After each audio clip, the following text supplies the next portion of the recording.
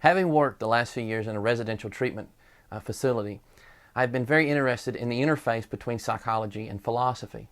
When doing the work of an apologist, and especially in the context of a Q&A, we get asked a lot of questions around philosophy, and the kind of the go-to thing that we often do is to see what is the question behind the question. But we often do this looking for another philosophical question, when really we may not be going far enough back into the person's history to see that the reason a person holds a particular worldview is not because of philosophical evidence, but more because of their psychological woundedness. In the world of psychology, we do really good at looking at a person's wounds and seeing why their behavior is the way it is. But when it comes to surrendering to a particular philosophy, we kind of give it over to political correctness and relativity and don't actually ask some objective questions about a philosophical view. We see this like in the third step of the 12 steps. Turn your will and your life to the God as you understand Him, or what is often said, to the God of your own understanding. And we kind of leave the world of philosophy up to the individual and don't ask the big questions around that. What I find interesting is actually to getting to the truth, we have to begin to see the interface and the relationship between both the psychological world and the philosophical world. It would be like me asking you for change and you giving me 4 quarters, and they all have one side of the coin, say George Washington's head, but the other side is completely blank. We would say this is counterfeit. Well, in doing the transformation process, to focus on one side over the other and not let them be both an integration is really counterfeit transformation. So let me first tackle the psychological side. There's 4 basic layers in a person's life that keeps them protected, so to speak. That's kind of a reaction to their own woundedness. And I call these the existential layers of what it means to be a human. Now, the first layer that we come to is what I would call the surface persona. It's the mask, the pose, a projection that we put out there that we want people to buy into and believe. But ultimately, it's the decoy. It's that thing that it keeps people kind of off our trail. The second layer is the prideful agenda for protection. It's the wall. And it's basically why, say, conversations around politics and religion are such conversational killers, because most people hold emotional beliefs but not evidential beliefs. And so we see them react when their insecurity comes up. It kind of comes up in an angry kind of a way, and that's because they've hit that second layer, that wall.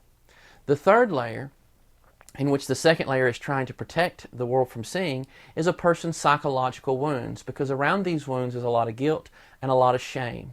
And these wounds often look like trauma, abuse, abandonment, any deprivation of need.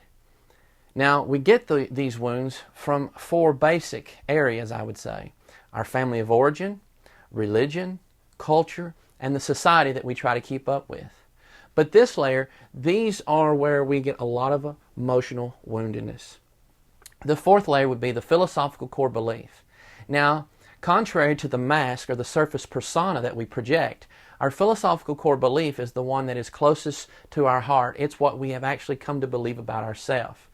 And so if a person struggles with low self-esteem, self-value, identity, this is where these questions lie. And we notice that the nature of these questions are not psychological, but again, they're philosophical. Who am I? Identity. Where do I get self-worth?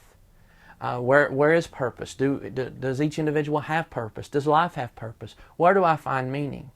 And so when we begin to go through these existential layers, we come to find out that the questions, if left unanswered in a person's life, that promote relapse, say in the context of addictions, or a continuation of a behavior in any behavioral cycle, they're not psychological in nature, they're philosophical.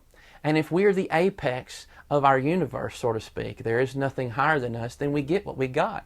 Tough, we have to live with it. But this doesn't sound very hopeful at all, does it? Well, this brings in the question of why a person begins or should begin to be open to the idea of God.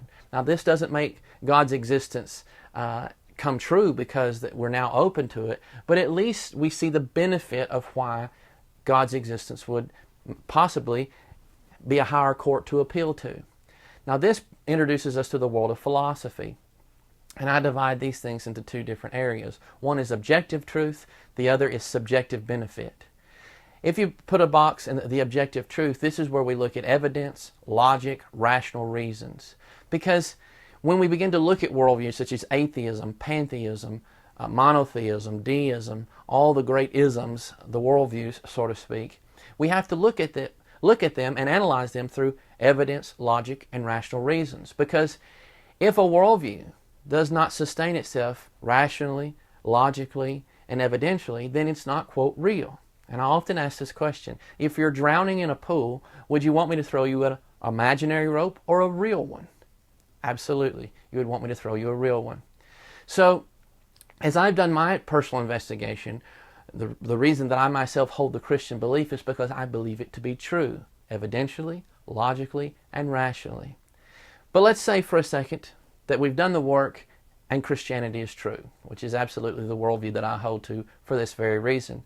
What are the subjective benefits? Well, if God created me, and there's nothing higher than God, then God creates not out of duress or obligation, but simply because He wants to. So the fact that God created me and the reason that I'm here is because God wanted me to be. This affects the deep issues of the heart because we all want to be wanted. We find that if God wants me to be, I have purpose. Now, I may not have yet discovered all that entails, but purpose is, for some of us, is kind of like Christmas presents on Christmas Eve. They have our name on it. We know that whatever these gifts possess, they're ours, but we've yet to discover what it actually is.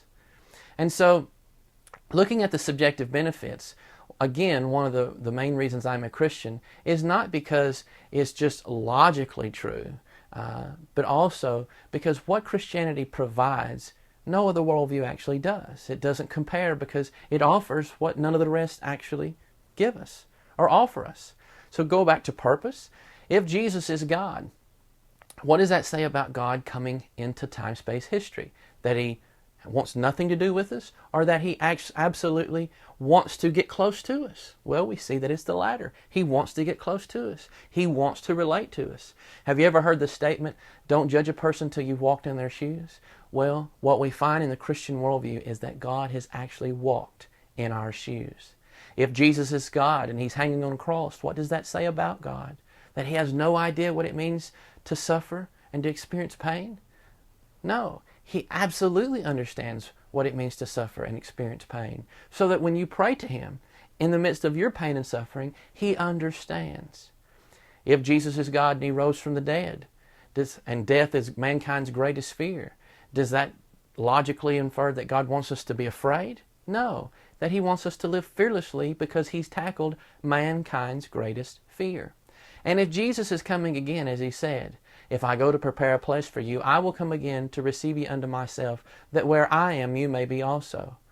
That tells us that God is not in the business of abandoning us, but He comes and He will collect us, and He will gather us together because He loves us so much.